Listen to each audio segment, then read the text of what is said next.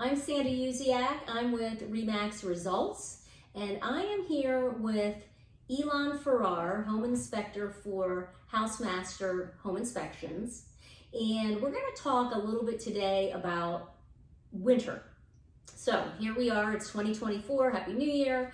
And Happy New Year. And we're going to kind of talk about, first of all, since we haven't had our heavy snowstorm yet, what do we do, Elon, to prepare for an upcoming winter storm? What are some of those things that we should be looking at? Well, thank you for having me, Sandy. That's a great question. You definitely want to make sure that you have fuel for your oil burning furnaces, that your electric and gas are functioning properly for the different types of heating systems. The last thing you want is the heat to go out. Batteries for flashlights and radios so you can stay up to date and be able to see. Take a walk around the outside of the home. Make sure there's no heavy branches overhanging your home, your car, power lines. The snow and the ice, they could easily snap a branch, bring down a power line, then you're out of that electricity. Make sure that the gutters and the downspouts are free and clean of debris so that when the snow melts, that it can travel down the downspouts and shed away from the home, not affecting the foundation. If you've got a wood burning stove or a fireplace, when have they been serviced? Do you have plenty of wood to burn if you need to? Smoke detectors need fresh batteries, and especially if you're going to be burning candles and firewood to keep the heat on or the lights. And potable water. Make sure you've got enough potable water in case you've got to flush the toilet or you need something to drink.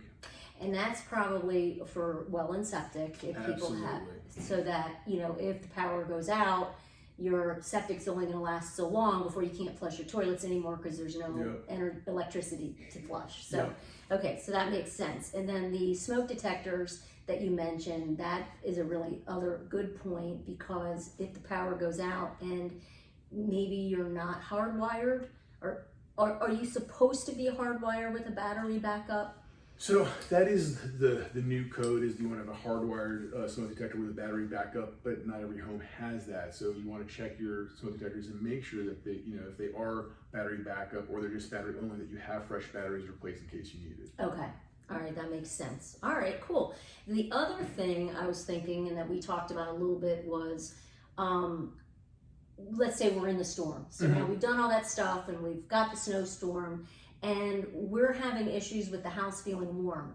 You could see that the heat is running, but it's cold. It's just not that warmth. What do you think those issues could be? Well, that will depend on the type of system you have. There's a variety of systems out there, from oil and gas burning systems that heat a radiator system, or a forced air warm system that could be heat pump or gas or oil burning as well. If you have a forced air system, you want to check the filter. You want to make sure the filter's clean and not full of debris, because that will slow down the efficiency of the system. If you're having an oil burning furnace, make sure you've got plenty of oil. When was the last time that the oil filter was changed out? With oil and gas systems, you want to make sure that the burners have been serviced recently, that they're clean and operable. Most systems have a peephole where you can look at the flames. If the flames are a solid blue, even pattern, then they're doing well. If there's an irregular pattern where one's brighter than the other one, or there's a bunch of orange inside the blue flame, that means that the burners are dirty and clogged and need to be cleaned. Oh, that's interesting. Okay. So what about if there's a heavy snow, what should we do? Like, do we look at the compressor or? Yes, on a heat pump, the outdoor unit is called the compressor, and that's where the refrigerant flows to and from the indoor unit to the outdoor unit. If it's covered in ice, you definitely want to remove the ice, but you don't want to chip away at the ice. You could damage the coils that are behind the protective cage. Okay. So you want to use warm water.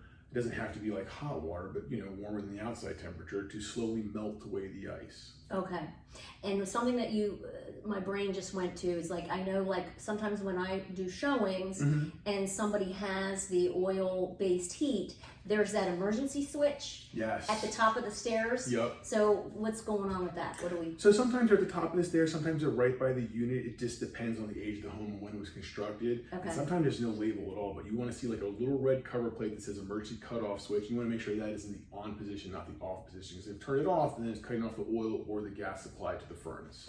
So that's possibly, people do that as an accident, or somebody's kids might flip it. Absolutely. And then that cuts off all the especially if it's not labeled, because if it's not labeled, then you see a normal light switch and they're trying to turn on a light. Okay. Yeah. And then lastly, you talked about changing filters. How often are we supposed to change a filter in a standard heat pump So that furnace. depends on the filter that you buy, right? Some Okay. of the cheaper blue filters that have that weird kind of blue webby material, those are like every month or so. If you buy a fancy Kong-related filter, it's got the pleats that kind of go in like the up and down position. Those can go, 3 months before they need changing. But that also depends on the number of people in the home, the number of pets. A lot of pets means a lot of pet dander gets in the system, so you might have to change it more frequently. So anywhere between 30 to 90 days, depending on your system and the filter and the number of people in the home. Okay. And I know I just kind of make a little note on mine or put it on my calendar, the first of every month or the first of every third month or whatever. Put it in your Google Calendar to remind you to. You never have too many reminders for these things. Well, cool. Well, I think that's it for now. It's Sandy Uziak, Remax Results with Elon Farrar, HouseMaster Home Inspections. Hope you found this helpful. Happy New Year.